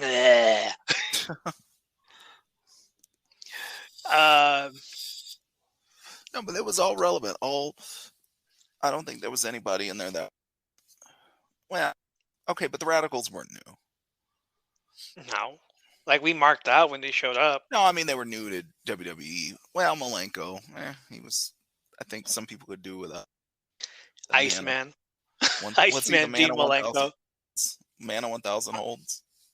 Yeah, well, I'd rather see the man of 2,000 holds. Armbar. Chris Jericho. And Mr. What do you call it? Benoit, Mr. Roboto. Mr. Roboto. Kurt Angle? No, it was Benoit. Yeah. Did they really need to beat up Chester? That's fine. I think, which you thought that would make a good heel turn because even the audience was kind of sad. At first they didn't like him, and then when they were beating him up, they were sad. Like, dude, he's a midget. Like the last midget that got beat up almost died. Yeah. Damn. WrestleMania 4. Damn. 3, I meant. Yeah. But don't beat up midgets. No. Head cheese broke up anyway, so it wouldn't have mattered. Yeah.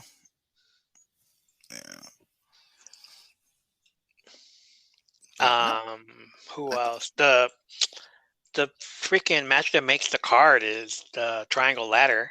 I was gonna say, yeah, even more than the main event. Maybe not story wise, but wrestling wise for sure. Wrestling wise would have been Chris Jericho, Chris Benoit, and Kurt Angle. That was wrestling. But it was I guess the high flying and the high flying and the Dudley and all that. But wrestling wise between those three but it was too short of a match for even a 2 falls match. Like, okay, wait until latest why. Now I understand why he's like releasing talent. Because then you get a big show like this and it's all chaotic. Yeah, it's just too much going on. So then he has to pay 4 guys for 1 match. Yeah, and luckily, I guess for him, Stone Cold was injured, and Undertaker supposedly, for story, he left because he didn't get a chance to be in the 6-pack match at Unforgiven. So I guess that was. Yeah, which means he less money for him to worry about because he wasn't a millionaire yet. He was there, but he wasn't like, oh, okay, you get a check, you get a check. Right. Everybody gets a check. Well, and you figure where were they going to put Austin and Taker? And put both of them in the match. Like, let's say they took a show and put in either Austin or Taker. Put one, you're not going to put all 5 of them. You're not going to have 5. So. Big Boss Man versus Undertaker. No, not yet, right? No. And who else? Yeah, just have a match between Undertaker and Stone Cold again, I guess, or Undertaker and Kane. We're doing the comedy stuff with Pete Rose. That would have worked too. Yeah, I guess so. Hey, yeah. But then we wouldn't have got the Pete roasting face though. Yeah, true. The roster was solid. That's like a huge roster. Yeah. Was there any dark matches? Was there any kickoff shows? No. I mean, they had before. heat, Yeah. but it was just like, okay. No, back then, from Heat to WrestleMania. So everybody just showed up to the main event, to the event. Yeah. And still, like, gotta pay this guy for one match. Was that when Heat was on MTV? Yeah. Okay. You had to hurry up and click over. Oh, shoot, I don't want to miss. Because sometimes Heat would go a couple minutes over, and you're like, nah, I got to get over to the pay-per-view. And then Jacked for some reason. Jacked. Or Saturday, what? Shotgun? Saturday night? Yeah. Shotgun Saturday night. What impact did it have on pop culture? Well, all the top guys in the main event, the ladder matches, the Jeff Hardy Boys. The Suck It. Yeah. I guess Pete Rose. Pete Rose. The celebrities that showed up. Yeah. Oh, I forgot his name already.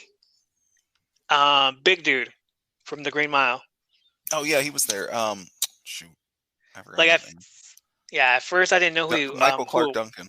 Yeah, at first I didn't know who it was because they showed him yelling at Bubba, and Bubba was just like in his zone. He turns to look at him, and he's about to like say something, and then he's like realizes who it is, and it's like, oh, okay. Like he's in the zone. Like, don't talk shit to him. And Michael Clark Duncan's like, yeah, come on, man, come on, you can do it, and touched him. And then Bubba staring like, oh, okay. Who is this guy? He's probably thinking, is he a wrestler? He's huge. Off from his trance, like, oh, it's you. All right, yeah. Probably Now thinking, I recognize you. am I missing a spot? Is this supposed to be a plant I'm supposed to attack? It's hilarious. Is it rewatchable? Oh yeah, easily. Yeah. I mean, the ladder match. Ladder Yeah. match, the Jericho match, The Cat Guerrero versus match. Terry match, which if because you it was funny. discount the other two, then yeah. Oh god. I mean, and with the one funny thing too was, remember they did the backstage thing where Cat was sitting naked, but then they would like conveniently cover her up Monty Python style, like with the water and the water, the shirt with the arm. cat in it. Oh, that's a nice shirt. Look at this. I'm like, yeah, huh? Fuzzy. Oh my god. I'm sitting there like fast forward. Okay, rewind it. Let me see. Yeah, try to pause, put it in like one speed. Oh my god. The rating system. How many videotapes out of 10 would we give it? I give this one I give it an 8. Okay. I'll give it an 8. I'm going with a 7. It's like matches that should have been better and that should have just taken longer, of course. And then they were all tag team matches. Yeah, which was... Or like not even a singles match except for that girl on girl action.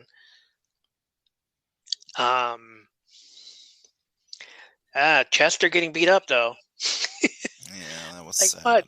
Yeah, really needed to not be there. Yeah, because it didn't serve a purpose in the future. China doing a powerbomb on Eddie Guerrero. Like, yes, that was the best thing of the night. Kane and Rikishi as a tag team. Most definitely. Which was strange, but it worked at the time. So he get his revenge on it. Would we take it with us to school to have our friends watch it? Yes. Most definitely, yes. Wait until you see the TLC or the ladder match. Yeah. Don't fast forward it. Just go through it. Yeah, just watch it. And if you have family, go ahead and fast forward that one match. Oh yeah. Oh yeah. I don't want to see this part. I'm saving this for later. The Ho Train. Oh, that too. Really don't. Just fast forward a little bit and you'll get to the match. Like everything else just seemed like, oh, okay, cool. This is normal, right? Some guy having a pimp having hoes. Yeah, this is normal. Welcome to the Attitude Era, guys. Masked Kane is always a good Kane.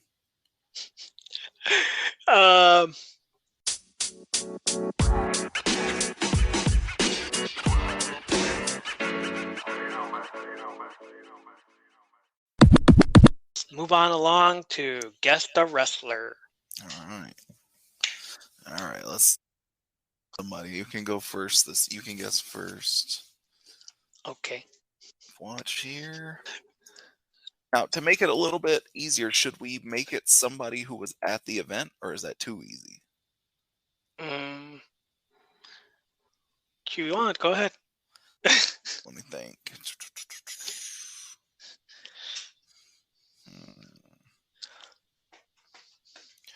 All right.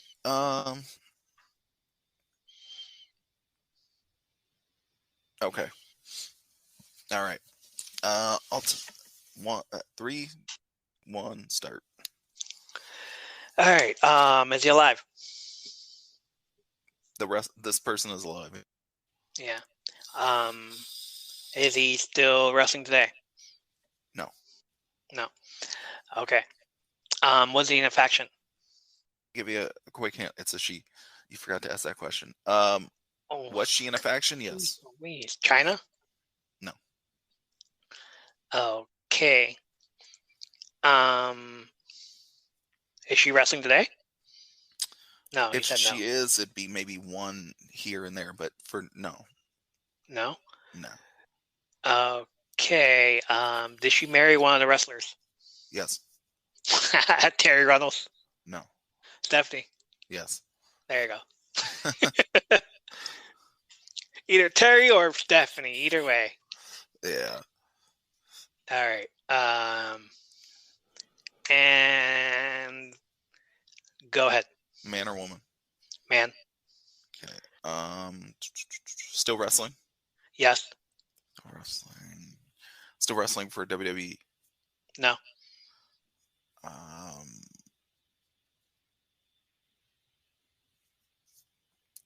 Are they currently a champion?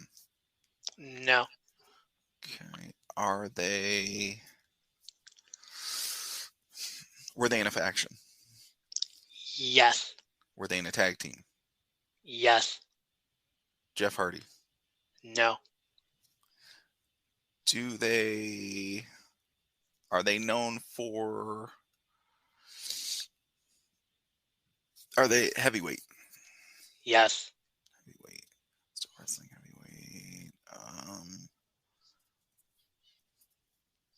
Have they won? Has this person won a tag team title? I believe so. Okay. Tag team title. Ooh. Still wrestling heavyweight tag title. Not in WWE. Yikes. 30 seconds. Matt Hardy. No. Okay. No, because you would know for a fact he won a title. Ooh. Wow, now my mind is blank now. Okay, so it's not 20 seconds. He doesn't wrestle. He doesn't wrestle anymore. No. You said they do wrestle, just not in WWE. Yes. Okay. Wow. 10 seconds. Only so many people. Christian. No, because he would. 5 seconds. Who? Taz. No. Last guess. No, it is Chris Jericho. Jeez. Yeah, because Come on. He did win a tag title. Who did he win with? Christian. Okay. And many other countless people. I was going for the tag, the ones that I knew for a fact were in a tag team. I know it wasn't Test. I don't. Well, no, he's not what's his face anymore. Tensai. No, never. Oh god. So we good? Yep. Okay. That's all the time we have for tonight. We will be back next week with more WrestleMania moments discussion. I'm going to do WrestleMania 18. Another once-in-a-lifetime battle. The Rock versus Hollywood Hulk Hogan. Icon versus Icon. Can't wait for that. Yeah. Post-invasion angle stuff. If you have another pay-per-view that you think we should watch and review it, just like we have with St. Valentine's Day Massacre, or like the first ever Monday Night Raw and in your house, let us know. If you have something you would like to say to us, know in the comments. Follow us on Twitter at all_things_pod. Follow me on Twitter at $1,000,000Geek. Listen to us on Spotify or Anchor at All Things Wrestling. Check us out on Facebook groups at All Things Wrestling with the same logo. Check us out on YouTube and smash that subscribe button. And follow us on Instagram for more wrestling content. Be patient. I just made the page. Keep saying that. If you want to leave us a voice message, the link will be in the comments. There's a link in the Spotify in the bio description below. Thank you for supporting our content and giving us a listen. Until next time, see you later. All right, and I'm gonna go check out that backstage segment with Kat again. I'll tell you if I find anything. Also, we will be doing top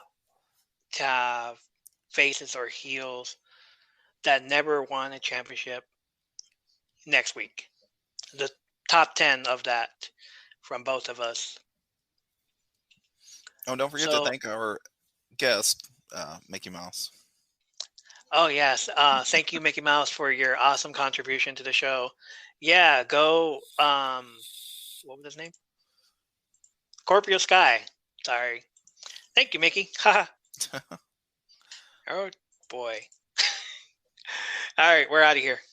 Have a good night. Later. Bye. Wanna go big? Then say that. Ho! Yeah, boy, we doing big things, big belts, big rings, bigger than you ever seen, big as big could ever be. So big, better beg for peace. Pipe down, might wake the beast. Is that my name coming out your mouth? Better watch what you say about me. And my name running through the streets. Words in the wise, learn to survive. Word in the street, I am the reason. You can see the look in my eyes. I have arrived, eyes on the prize. You will not leave here alive. I am the truth, you a lie. Diamonds and dance in the watch. Yeah, I'ma shine all the time. I do it big. You ain't doing nothing, you just frontin' if you ain't doing it big. You ain't doing nothing, you just frontin' if you ain't doing it big.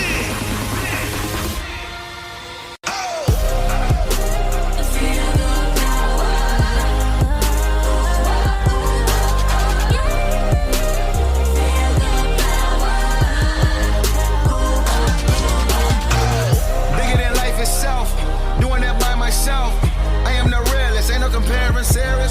You hear that crowd, they cheering. My haters be all in their feelings. I got the hunger, do it for Florida, do it for all of the real ones. I will not stop till you finish, begging for mercy. Out of your mind, I really deserve this. I got that drip, and you looking thirsty. Bring the whole set, they never gon' hurt E. What? And this crew love forever still, boy. So it's a new day, yes it is. Big boy, big team, big time, big dreams. Bigger than it's ever been, bigger than you ever seen. Big boy, big team, big time, big dreams. Bigger than it's ever been, bigger than